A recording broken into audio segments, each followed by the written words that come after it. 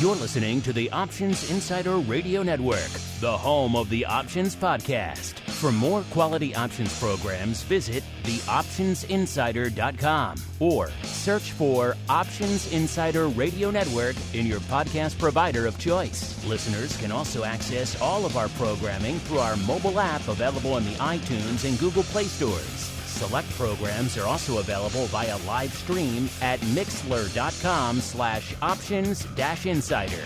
That's mixlr.com/options-insider. Don't forget to follow along with your favorite programs and submit your own questions for the hosts at twitter.com/options, stocktwits.com/options, facebook.com/theoptionsinsider, or via questions at theoptionsinsider.com.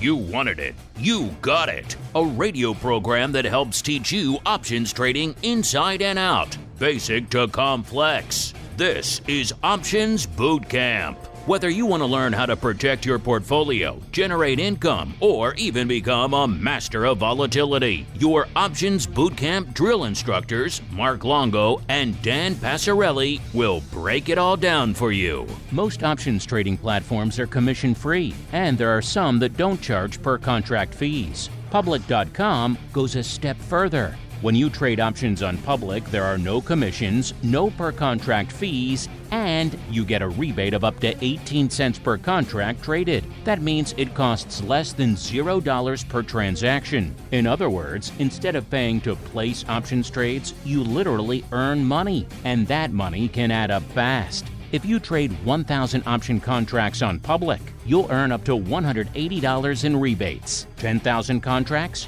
Up to almost $1,200. It's pretty obvious why NerdWallet recently gave options trading on Public 5 out of 5 stars. Because Public really stands out for the cost of its options trades. Their words, not ours. If you want to start paying less than $0 to trade options, check out Public.com and get a rebate of up to 18 cents per contract traded. Paid for by Public Investing. Options not suitable for all investors and carry significant risk. Full disclosures in podcast description. U.S. members only. Fall in boot. It's time to get into peak options trading shape. It's time for Options Boot Camp. All right, everybody, welcome back to Options Boot Camp. Yes, it is Education Wednesday. Time to put on our hats and our whistles and do a little bit of options basic training. My name, of course, Mark Longo from the optionsinsider.com, as well as from the network upon which all of you folks have been and continue to binge, have been since, 2007, we've been doing this options podcast thing. So podcasting since before, not only was it not cool, no one even knew what the hell it was. And trust me, I went around to a lot of the big firms in the world of options and derivatives and indeed just finance back in 2006 and early 2007 to say, hey, I'm doing these podcast things. What do you think? No one had any idea what language I was speaking. So yes. Podcasting since definitely before it was cool, and certainly since before most people knew what the hell it is.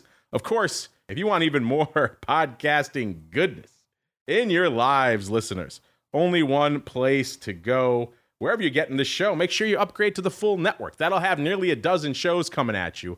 Especially for the listeners of this show, it is more important. There's so much great content there that will arm you with information about futures options, about crypto options, about volatility, about unusual activity in the markets and what's trading, more education.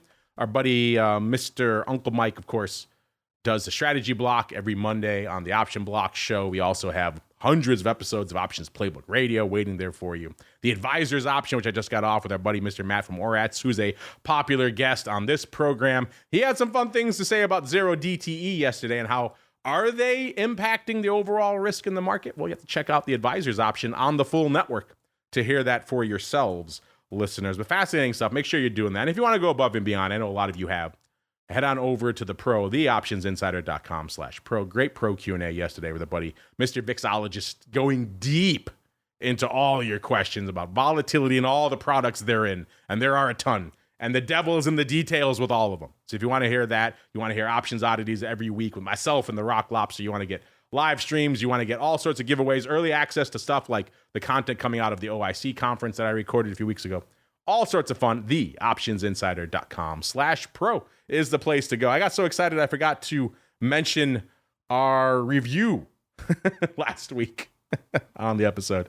So I'll get there now because we don't get a chance to mention a lot of our international listeners. This one was translated from French, I believe, 5 stars. I don't know what platform, but it says excellent program. Oh, looks like Jean P, but I'm guessing because it's French, it's Jean P. So Jean P says excellent program, great knowledge from the hosts on options. Well, thank you, Jean P, and everyone else who takes the time to rate and review. And if you want to check out some more options goodness, you know where to go. MarketTaker.com, from whence we are joined by the black-hatted one himself, Mr. Dan Passarelli from Market Taker Mentoring. Mr. P, welcome back to the show, sir. Hey, it's great to be back. These double headers are fun, huh? You get in the groove with one episode, and then bam, you slide right on into the next one. It's like an old shoe. You just slide right in, ready to go. But it smells better. Yes, exactly. It's not like a bowling alley shoe. This is a freshened shoe. Perhaps riding a bicycle would be a better metaphor, sir, as we keep on rolling right on into a little bit of the old basic training. All right, Boot, it's time to get in line. What you're going to do is learn. You're going to learn how options work. Do you hear me? Yes, you're going to learn options trading inside and out, basic to complex. There will be no failures. Do you hear me? Yes, pull in, prepare to learn.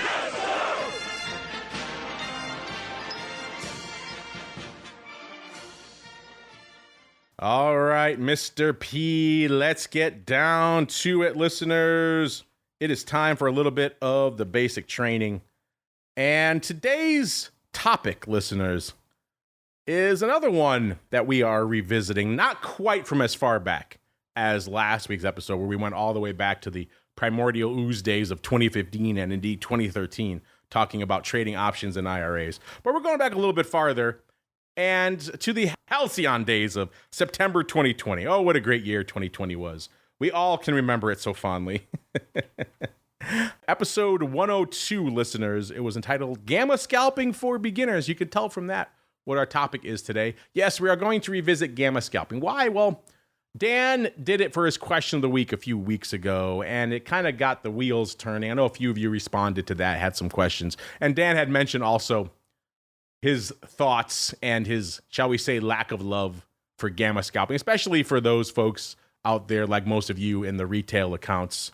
And it's certainly a mindset that I share. So it seemed like it was a good time to revisit it here on the show. Dan, I have some thoughts, but before we get there, you are responsible for this. You kicked off this Gamma Scalping discussion, so I will let you go first, sir. I will open the floodgates to your vitriol.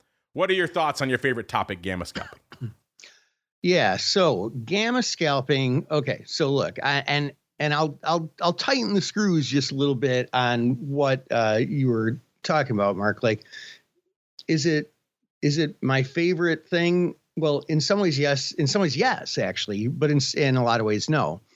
That is all I did on the trading floor. I mean, I tried to profit from the bid and the offer, but my second profit source was always being long Gamma. I mean, I preferred to, and I got really, really good at Gamma Scalping. Now, that being said, that was on the trading floor. Since leaving the trading floor, I barely ever even thought about thinking about it.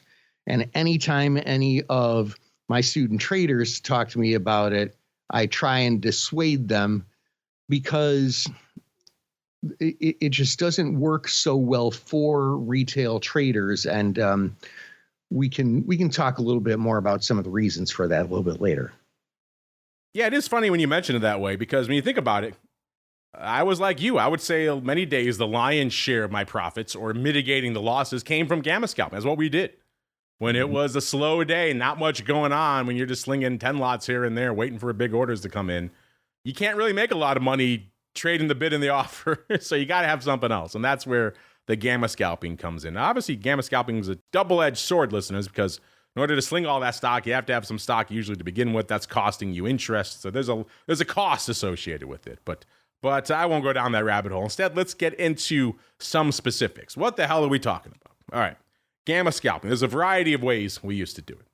When we used to be market makers, we would put on an options trade. Someone would come to us, let's say, and they say, I want to sell a bajillion calls to you guys in the pit. We say, okay, we will buy them for this price. They say, sold to you. We buy the calls. What do Dan and I do? Do we want to sit there riding all those long deltas all day?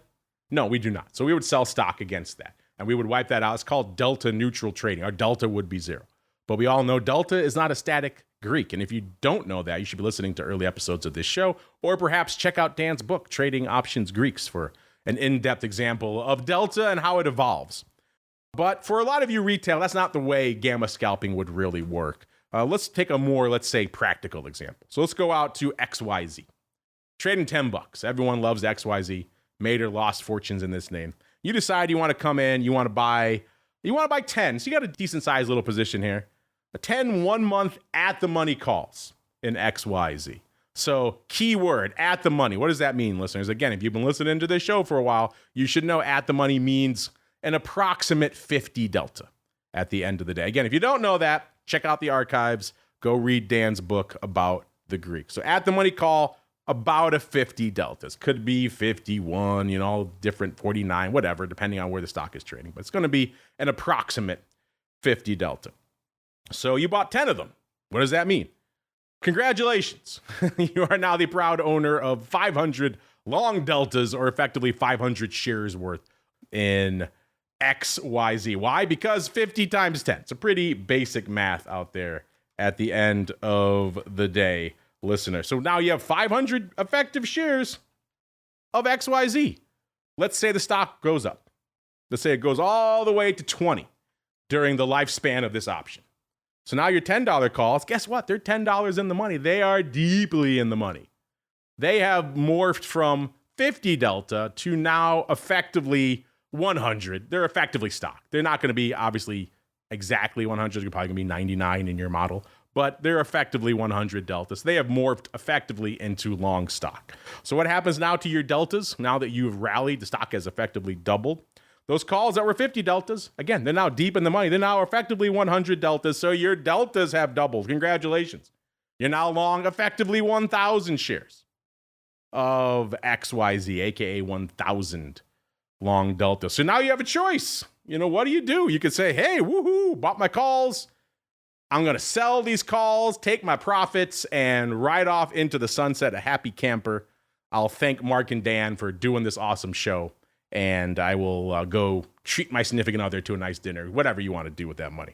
But you could also say, well, maybe I think the stock's going to come back down, but I don't know. And I don't know if what I want to do with this yet. But so what you decide, might have a little bit of a near-term retracement, but I don't want to sell out the calls for whatever reason. You could sell stock against that. Man, you're long effectively 1,000 shares now of XYZ at 20. You can come in, you sell 1,000 shares of XYZ at 20. Bam. You've wiped out those deltas. You are now flat deltas. So now the stock keeps rallying. If it goes to 40 by expiration, guess what? You're out. You're off the table. Your deltas don't increase beyond 100. You're not going to get any extra delta juice there. But let's say what you hope for does come to pass. The stock retreats right back down, back to $10. Now, what do you have again? You're right before expiration, let's say. The stock that you sold 1,000 shares at $20. Stock is now $10. So hey, $10, 1,000 shares, $10,000. Not the worst thing to have. The calls you bought are going to be going out effectively worthless now because they're back to the strike, right where you bought them for, right where expiration is. So they're not going to be worth that much. So you sold 1,000 shares at 20. You could do a couple of things. You could take the whole position off and make a pretty darn nice profit. In this case, again, it'd be 1,000 shares, $10, 10,000 shares minus whatever you pay for the calls. Maybe it's $1. So then it'd be $9,000 net profit. Either way, it's a pretty good win. And you live to fight another day. Or you could come back in and do the whole thing over again, which would be crazy again, but that could happen again. You decide you want to buy more deltas at 10 and then hope to rebound. And what you're really looking to do, I hope you're picking up on this, listeners, is profit from that vacillation in the underlying and using your options deltas to do it. So why do Dan and I dislike it? It sounds awesome, right? From that example, It's awesome. If that would work out every way that way, listeners, yes. Gamma scalping would be the best thing on the planet. Just buying calls would be the best thing on the planet. And indeed, shorting the stock would be the best thing on the planet. But as Dan mentioned, this is not exactly a retail-friendly strategy. Just listen to what I just talked about. That's tying up a lot of capital. You're going to short 1,000 shares of some stock now. Again, you have the calls against it, but brokers get a little bit iffy these days when you start trying to sell stock short on any position. So they're probably going to margin you. And it depends how option savvy they are as well in terms of how they treat that position. It's just a very capital margin intensive process. You're slinging a lot of shares back and forth, hoping to make a profit. And it's not really conducive for a lot of retail out there. So Dan, that was my best case example of a retail friendly style of gamma scalping. What are your thoughts, sir? Yeah. The thing with retail gamma scalping is first of all, I mean, you can't do it by trading the underlying because it's just immensely capital intensive. Either buying the stock, even if you buy the stock on margin, you still got to pay half the value of it. Shorting stock chews up a crap ton of margin. And remember, you're trying to make Vega points, which is literally pennies. And that means in order to make any reasonable profit, you've got to tie up massive, massive amounts of capital. And it's like kind of small percentages of the capital that you're tying up. So trading the underlying just is just a no-go.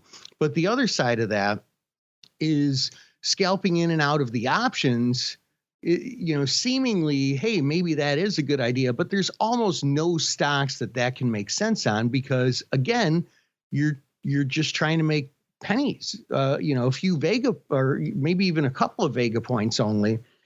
And if the bid-ask spreads are like a nickel wide and the Vega is, 6 cents or something like that, I mean, you're just at such a massive disadvantage. And then you factor commissions into there and it's just a no-go.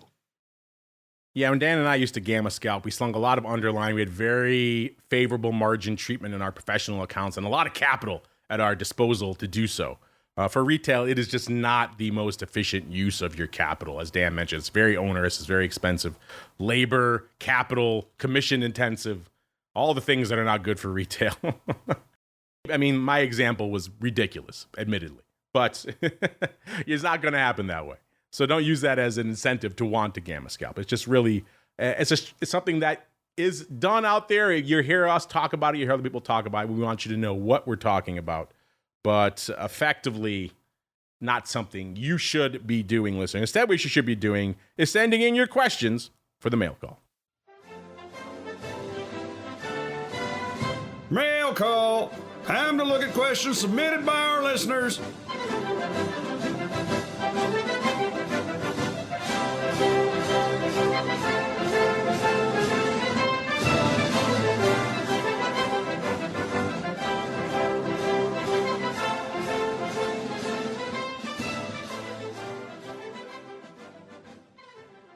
All right, listeners, let's get to it. Before we unleash you folks, let's unleash the market taker.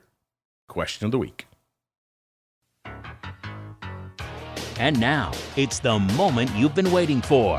It's time for the Market Taker Question of the Week. All right, Mr. Dan, it's that time, sir. What you got for us this week? All right, so what happens to your option position if the underlying stock is scheduled to get delisted? Now, this doesn't happen all that often, but sometimes it does. So let's talk about it. So one thing is, if the stock is going to get delisted, I mean, there could be many, many reasons for that. One would be, it just doesn't barely trades or something like that, but then the options would be delisted long before that. So that, I guess that's kind of part B of this question.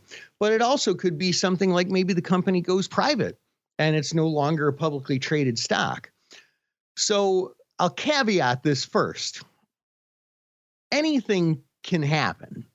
I'm going to tell you what typically happens, but the first thing you want to do is you want to contact the OCC, which is investor services at theocc.com. You just email them because they are the authority. They determine what happens to those options. Now, that said, what typically happens is, let's say there's monthly expirations and there's leaps options. Got options going out, 250 days or something like that, or whatever, more. But you get a circular and it says that the stock is going to get delisted in 60 days. Well, and it's confirmed, right? Well, here's what happens. Those options that had 250 days to expiration, they now have 60 days to expiration. Because when the stock stops trading, the options stop trading. So expiration comes early. Now here's part B. Sometimes the options can get delisted while the underlying still trades. And that's the same thing. If they're going to stop option trading in 3 weeks, 21 days, but you've got positions going out to 58 days, well, guess what? They're not 58-day options anymore. They're 21-day options. And so you have to take that into account. So when you first start hearing rumors of delisting and that kind of thing, you might think about just getting out of the risk of some of the longer term options, or if anything, at least make sure you're not long them, because if they expire early and you're short them, that could actually be beneficial. But if you're long them, that could be a really, really big problem. Well said, sir. Delisted options. Is that intriguing to you, listeners? Is that worth a deeper dive?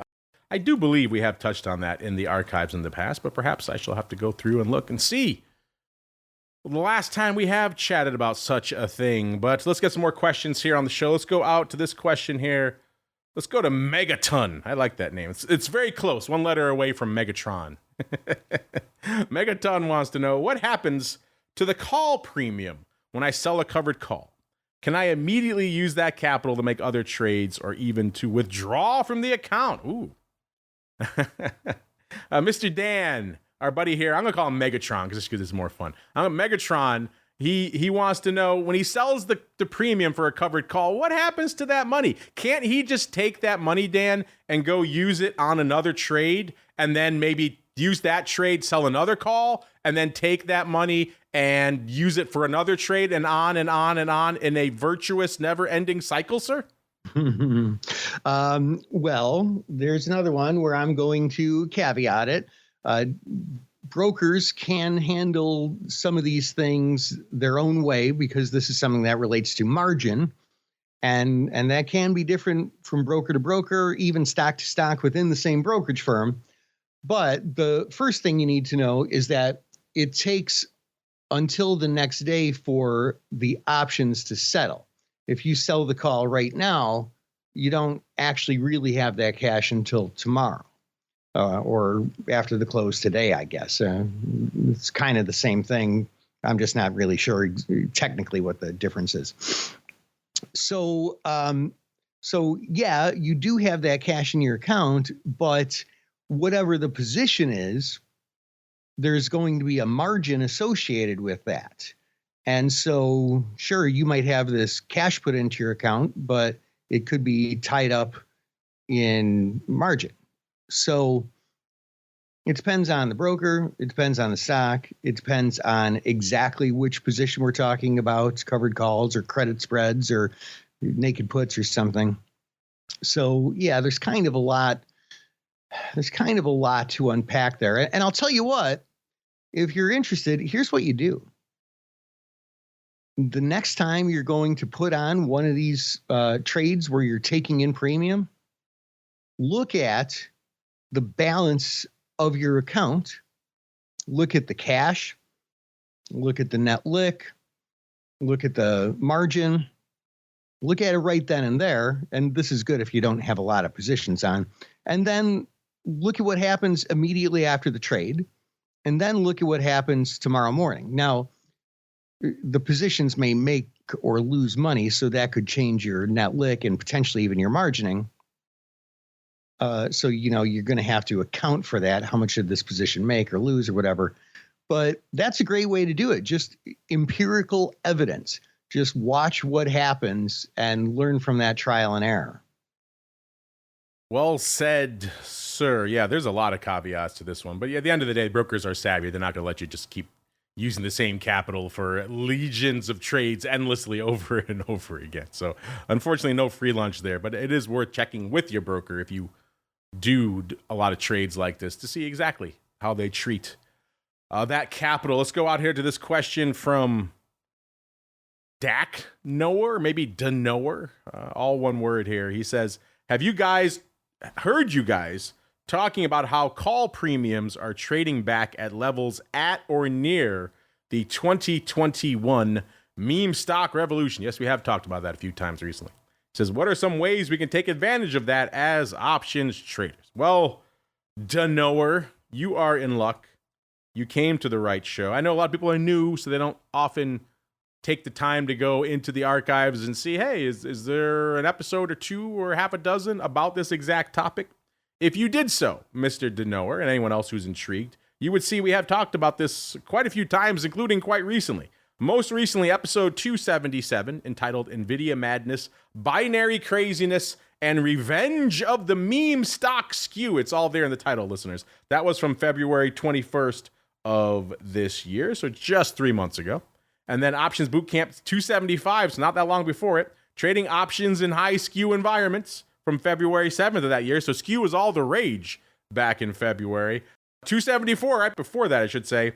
More covered call data plus call skew and options rumbles, because who doesn't love a good options rumble out there, listeners? And then before that, go back to 2022, April 27th of 2022. We did episode 183, Swimming Deltas and Sleepy Dan. I love a good Sleepy Dan, and that episode is full of them. And episode 171 from January of 2022, Trading in Volatile Markets and Crypto Book Club and more. So again, there you go, listeners. That's 5 right off the top of my head, just a quick search. Just looking for skew, and you can find that stuff. So again, I know your platforms are all different, how you listen to the show. Sometimes they gate the content in different ways, but if you can search for it, do that. If not, by all means, go to our website. It's easier to find stuff there. And you could search for topics until your heart is content. Dan, anything you want to add here on this whole 2021 meme stock revolution? I mean, it is timely given the trading we've seen even over the last week and a half, Dan. Yeah. I'll tell you what, that was a funny little period in market history, but there could very well be a resurgence to that. And there were some grumblings about it like last week, because Roaring Kitty posted some very ambiguous picture on his Twitter account. And then consequently, funny little video the day after. I don't think he's posted anything since then. And people were like, oh, it's GameStop again. And they bought up GameStop. And then he sort of alluded to, if you read between the lines, well, maybe it's not GameStop. And so I don't know. These I don't know if it's really right to say thought leader. I think that might be quite an overstatement. But these, what do they call those? Influencers, I guess, stock market influencers. They've got a lot of followers, and they could, one of those events could easily play out again. Not that the memes, not that short squeezes have stopped at all. As a matter of fact, I'm doing a class for our audience on short squeezes tomorrow and also on Saturday. So if you don't follow me, if you're not on my email list, get on my email list so that you can attend that live training. But yeah, I mean, that can play out again for sure. Easy. All right, listeners, that music means we've come to the end of part 2 of our double header episode extravaganza. If you're listening after the fact, it just sounds like another episode to you. For all our live folks, it was a fun doubleheader. Hope you had fun in there. You want to join them in the live? Check out all the other shows we do, pro Q&As and everything else, theoptionsinsider.com/pro is the place to go. And while you're checking things out, make sure you're heading on over to public.com, public.com. They are the reason shows like this continue for you and have done so for a long time on the network, 17 years on this show, well over a decade out here. So make sure you write to them, say, hey, see you're supporting Options Bootcamp. Tip of the cap to you. Maybe you like the platform, maybe you don't. Kick the tires and light the fires. Either way, let them know you like their support of shows like this so we can keep the content coming to you. Clearly they like it. They've already extended their run and it just started. So clearly they're liking what you folks are telling them over there. Public.com, the place to go to kick the tires and light the fires for yourself. And while you're kicking tires, Mr. Dan, you got any fun tires for them to kick over there at MTM? Oh, we've always got good stuff going, including that short squeeze class we have this week. So I'd love for you to attend it. Make your way over to markettaker.com and just click join free. We'll send you an email with the link to the class that we're going to have. Markettaker.com, the place to go. Don't forget the second T for Theta, listeners. You get all the goodies Dan's got cooking over there. That's going to do it for us on the network today. Back again tomorrow with another doubleheader, our usual doubleheader. First off, we've got the option block in the morning with our friends over there at SIBO, talking about all things unusual activity and all sorts of fun. Followed by TWIFO, This Week in Futures Options, where we talk, as you can probably guess, all things futures options. Then back again on Friday with our buddy, the once future and present Dr. Bix, to talk all things volatility and volatility views. And then after that, one final time for the week, exclusively for our pro members, we come back for a little bit of options oddities to talk all the mad trades we're seeing going up in the options market this week. Then we're back again, not next week on Monday because markets are closed for Monday, and not next Wednesday, at least not live, because Dan will be traveling. But you'll get your on-demand episode, don't you worry. And then back again right now in 2 weeks as you're listening to this next week, another episode of Options Bootcamp. Stay safe out there, everybody.